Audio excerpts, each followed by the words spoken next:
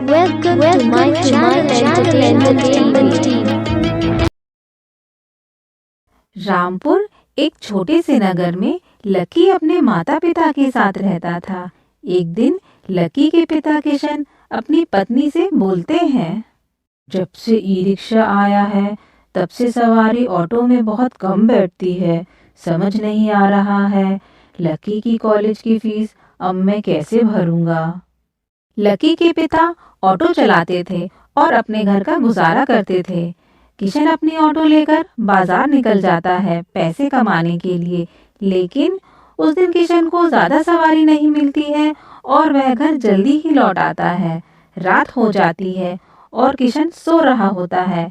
तभी किशन को एक आहट सुनाई देती है और वह आँख खोलकर देखता है तो लकी अपने पिता के कपड़े की जेब से पैसे निकालने की कोशिश कर रहा था।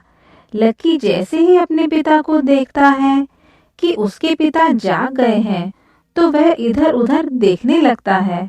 तब किशन उठकर लकी से पूछता है, क्या कर रहा था तू यहाँ? लकी समझ जाता है कि उसके पिता ने देख लिया है। तब किशन लकी को गुस्से से डांटने लगता है और लकी शर्म से अपनी नजरों को झुकाकर रखता है। फिर किशन अपने बेटे से पूछता है, तू चोरी क्यों कर रहा था? ऐसी कौन सी इच्छा है जो मैं पूरी नहीं कर पाता हूँ? हाँ, थोड़ा कम कमाता हूँ लेकिन तेरी सारी इच्छाएं पूरी करता हूँ। अब तेरे ऐसे कौन से खर्च आ गए हैं जिसके कारण तुझे अपनी बाप की पैंट से पैसे चुराने पड़ रहे हैं? मैं सुबह से लेकर शाम तक पैसे कमाता हूँ ताकि तुझे अच्छी शिक्षा दिला सकूं और तुझे एक बड़ा अधिकारी बना सकूं, और तू यह चोरी करना सीख रहा है। किशन का चिल्लाना सुनकर उसकी पत्नी रानी वहां आ जाती है और किशन से पूछती है, क्या हुआ जी, क्यों चिल्ला रहे हो मेरे बेटे को? यह सवाल तो तुम अपने इस नालायक बेटे से ही पूछो तो अच्छा होगा। किशन की पत्नी रानी लकी से पूछती है, क्या हुआ लकी, जो तेरे पिता तुझ पर इतने नाराज हो रहे हैं? लकी अपने माँ के सवालों का जवाब नहीं दे पाता है और बस नजरें झुकाकर खड़ा रहता है। किशन अपनी पत्नी रानी को बताता है, तुम्हारा यह लाडला बेटा अपने बाप की जेब साफ कर रहा था। रानी किशन से कहती है, नहीं जी, ऐसा नहीं हो सकता है, आपको जरूर कोई गलतफहमी हुई होगी। हमारा बेटा और चोरी वो ऐसे काम कभी नहीं कर सकता है। तब किशन कहता है, तो फिर तुम ही पूछो अपने इस होनहार बेटे से कि ये यहाँ क्या कर रहा था और इसे पैसे की क्या जरूरत आन पड़ी। अब यह इतना तो बड़ा हो ही गया है, ये अपने पिता से पैसे मांग तो नहीं सकता पर पिता की जेब से पैसे निकाल जरूर सकता है। रानी अपनी बेटे से पूछती है, बेटा लकी, क्या कर रहे थे, बताओ हमें। कि अपने माता पिता के सवालों का कोई जवाब नहीं दे पाता है। किशन कहता है, देखा, यह कुछ बोल नहीं रहा है, इसका मतलब यह पैसे जरूर निकाल रहा होगा और रंगे हाथों पकड़े जाने पर चुप हो गया है। रानी कहती है, बेटा, क्यों किया आखिर तुमने ऐसा? आखिर ऐसी कौन सी जरूरत आन पड़ी जो तुझे यह काम करना पड़ा? तब किशन कहता है, सिर पर चढ़ाओ अपने लाडले बेटे को, तुम्ही ने इसे बिगाड़ा है, अब तुम ही इससे पूछो। फिर किशन नाराज होकर वहां से चला जाता है। किशन के जाने के बाद रानी अपनी बेटे से पूछती है, बताओ बेटा, तुम्हें क्यों चाहिए थे पैसे? आखिर ऐसी कौन सी जरूरत थी जो हम पूरी नहीं कर पा रहे हैं? तब लकी अपनी माँ से कहता है, माँ, मैं आपको अभी कुछ नहीं बता सकता। रानी कहती है, बेटा, घबराओ नहीं, तुम अपनी माँ से कह सकते हो, मैं तुम्हें पैसे दूंगी। तब लकी कहता है, नहीं माँ, मैं इस काम के लिए आपसे या पिताजी से पैसे नहीं ले सकता हूँ। इतना कहकर लकी वहां से चला जाता है। रुक जा बेटे, कहाँ जा रहा है? पर लकी नहीं रुकता है और वह अपने घर से निकल जाता है।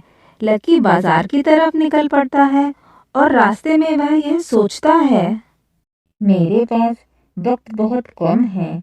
शाम तक मुझे कुछ पैसे इकट्ठे करने ही होंगे, पर मैं ऐसा कैसे करूं कि मुझे कुछ पैसे मिल जाएं? लकी एक दुकान के पास बैठकर सोच ही रहा था। तभी उसका एक दोस्त विवेक उसे आवाज देकर बुलाता है। विवेक लकी से कहता है, अरे भाई लकी, तुम यहाँ कैसे? भाई क्या बताऊं यार, मैं थोड़ा अभी परेशान चल रहा हूँ। अरे, अपने इस भाई के रहते तुम्हें किस बात की परेशानी है? अच्छा, चलो बताओ क्या हुआ है?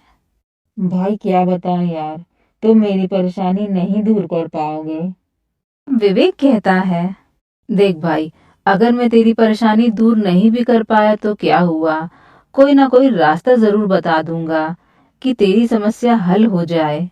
तब लक्की विवेक को बताता है, भाई आज मुझे 500 रुपए की जरूरत है और मैं समझ नहीं पा रहा हूँ कि मैं ये पैसे कहाँ से लाऊं। तब विवेक कहता है, एक भाई, एक तरीका तो है, लेकिन तू यह कर नहीं पाएगा। एक की बात सुनकर लक्की कहता है, भाई कौन सा तरीका है, बताओ मुझे, जो भी काम होगा मैं कर लूंगा। अगर कोई बोझा ढोने का भी काम होगा तो मैं वो भी कर लूंगा। अच्छा, तो ठीक है, चल, पास में ही एक फैक्ट्री है, वहां चल, फिर मैं तुझे बताता हूँ क्या करना है। उसी समय किशन और रानी दोनों ही घर का सामान खरीदने के लिए उसी मार्केट में पहुंच जाते हैं और वह दोनों रास्ते में अपने बेटे लक्की के ही बारे में बातचीत कर रहे थे। किशन कहता है, रानी तुम्हें क्या लगता है, लक्की के इस बर्ताव के पीछे क्या कारण होगा? पता नहीं जी, मैं खुद नहीं समझ पा रही हूँ। क्यों, तुम तो उससे बात करने वाली थी ना, क्या तुम्हें भी उसने कुछ नहीं बताया इस बारे में? हाँ जी, मैंने उससे पूछा तो था, लेकिन उसने मुझे कोई सटीक जवाब नहीं दिया। बस इतना ही कहा कि मुझे कोई काम करना है। तो फिर तुमने उससे पूछा नहीं कि उसे क्या काम करना है और आखिर उसे पैसे की जरूरत क्यों आन पड़ी? रानी कहती है, जी मैंने उससे कई बार पूछा, लेकिन उसका एक ही जवाब था कि माँ, मैं अभी आपको कुछ नहीं बता सकता हूँ। तब किशन कहता है, फिर ऐसी कौन सी वजह है जो वो हमसे छुपा रहा है? कहीं वह किसी गलत संगत में तो नहीं पड़ गया है? तब रानी कहती है, नहीं जी, मुझे अपने बेटे पर विश्वास है, वह कभी कोई गलत काम नहीं कर सकता है। हमने अपने बेटे को अच्छे संस्कार दिए हैं। किशन कहता है, रानी, भरोसा तो मुझे भी अपने बेटे पर है, लेकिन यह दुनिया हमारे बेटे की तरह मासूम तो नहीं है। हम गरीबों को यह दुनिया ऐसे गलत कामों में फंसा देती है जिसे हम करना भी नहीं चाहते हैं। रानी कहती है, नहीं जी, आप इतना मत सोचिए, मुझे विश्वास है कि ऐसी कोई बात नहीं होगी। तब किशन कहता है, रानी, तुम शायद ठीक ही कह रही हो, मैं खामखा में ही इतना सोच रहा हूँ। मैं बिना जाने अपने बेटे पर चिल्ला रहा था, उससे मेरे जेब से पैसे निकालने की जरूरत आन पड़ी क्योंकि मैं उसकी इच्छाओं को पूरी नहीं कर पाया। तब रानी कहती है, नहीं जी, हम अपने बेटे को उसकी हर जरूरत का सामान ला कर देते हैं और आप अब इससे ज्यादा मत सोचिए। किशन और रानी बात करते करते वहां से आगे बढ़ जाते हैं। चलते चलते किशन एक जगह पर रुक जाता है और किशन को देखकर रानी भी रुक जाती है और अपने पति से पूछती है, क्या हुआ जी, आप ऐसे क्यों रुक गए हैं? तब किशन अपनी पत्नी से कहता है, वहां देखो रानी। रानी ने जैसे ही उस दिशा में देखा तो देखकर चौंक जाती है। वहां लक्की एक फैक्ट्री के बाहर सामान से भरे बोरे को अपनी पीठ पर रखकर एक ट्रक में चढ़ा रहा था। इस दृश्य को देखकर किशन की आंखों में आंसू आ जाते हैं और वह दोनों पति पत्नी लक्की से बिना कुछ कहे वहां से वापस घर आ जाते हैं। किशन घर पहुंचकर बहुत ही अफसोस जताने लगता है और अपनी पत्नी रानी से कहता है, यह देखने से तो अच्छा था कि मैं अपने बेटे को पैसे ही निकालने देता। कम से कम उसे बोझा ढोने की जरूरत तो नहीं पड़ती। रानी कहती है, आप शांत हो जाइए जी, उसे घर आने दो, तब उससे हम बात करेंगे। किशन कहता है, क्या बात करेंगे? ये पूछेंगे कि तुम्हें बोझा ढोने की जरूरत क्यों आन पड़ी? तुम्हारे पिता तुम्हारी जरूरतों को पूरा नहीं कर पा रहे हैं।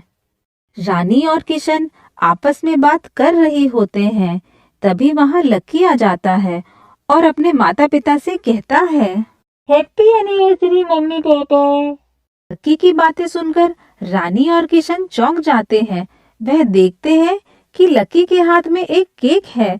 तब लकी अपने माता पिता को बताता है, मम्मी, आपको याद है कि मैंने आपसे पूछा था कि आपकी मैरिज एनिवर्सरी कब आती है, और आपने मुझे बताया था आज आप दोनों की शादी की सालगिरह है, और मुझे याद था, इसलिए ये केक मैं आप लोगों के लिए लाया हूँ। आप लोग तो अपनी एनिवर्सरी कभी नहीं मनाते, पर आज हम सब मिलकर आपकी एनिवर्सरी सेलिब्रेट करेंगे।